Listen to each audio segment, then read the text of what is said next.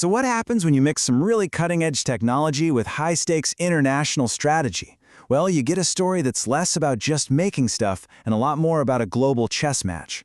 Today, we're going to dive into the world of 3D printing and the companies that are playing this global gambit to try and dominate it. I mean, just look at the range here. On one hand, we can print the surface of another planet, turning satellite data into a landscape you can literally hold in your hand. And on the other, we can create these complex molecular models, giving scientists a tangible feel for the very building blocks of life. It's just staggering. And then you see something like this, which might be the most powerful example. We can take a fleeting image, from an ultrasound, and turn it into a physical model. It's like modern-day alchemy, where pure information, pure data, is spun into solid matter, layer by painstaking layer. Okay, so how does all this magic actually work?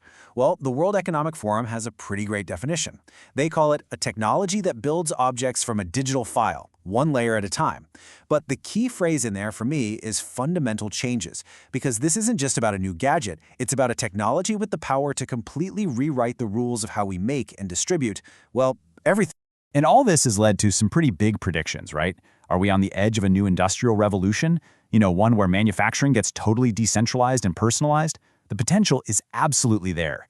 But the reality, well, it's a little more complicated. Yeah, remember that early hype? The idea that we'd all have a 3D printer in our homes, just churning out everything from spare parts to our dinner plates? That hasn't quite happened. For now, the consumer market isn't really the masses. It's a super passionate and fast-growing community of creators, hobbyists, and, the do-it-yourself crowd. And serving that community, that has created a massive opportunity. A whole new generation of companies has popped up, and they've not only mastered the tech, but maybe more importantly, they've mastered the global market to get these machines into the hands of users absolutely everywhere. And the scale we're talking about is just mind-boggling. Get this, one company, Elago, they've sold over 1 million units. And that's not just in one country, that's across more than 70 different countries. So yeah, this is not a little cottage industry anymore. This is very big business. And when you look at where they're selling these things, you really start to see the strategy. For a huge player like Creality, their biggest markets aren't even at home. North America and Europe, you add those up, and that's almost 60% of their sales. This was a story about global ambition right from the get-go. So how in the world did they achieve this kind of rapid global growth? Well, it wasn't an accident, that's for sure. It was the result of a very deliberate, very sophisticated blueprint for expansion. Let's actually break down their playbook. First, they go wide. They build this huge distributor network that reaches, in some cases, 140 countries. Then they go direct, creating their own online channels so they can get that crucial feedback from users. After that, they establish physical beachheads, setting up local offices in key markets like the US and Germany. And finally, and this is so important, they staff those offices with local talent who actually understand the laws and regulations of each place. It's a full-on, multi-pronged attack. Because here's the thing, selling a product all over the world isn't just about logistics.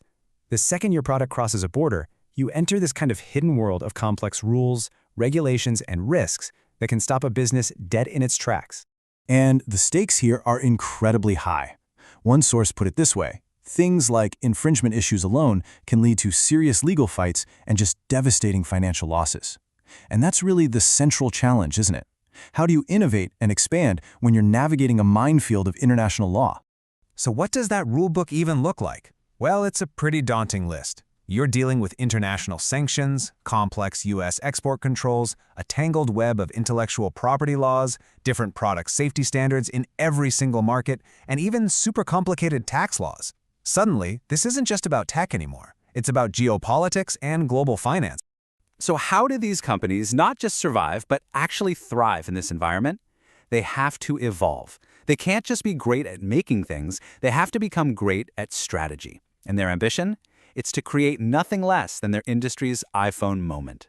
And you can see that strategic shift laid out right here. The old model was simple, right? Just export stuff based on a low price. But the new model is all about compliant export and building an entire ecosystem around their products. The advantage isn't just price anymore, it's the software, the community, the brand. And the focus has to shift from just manufacturing to mastering the legal and strategic game. One of our sources put it perfectly.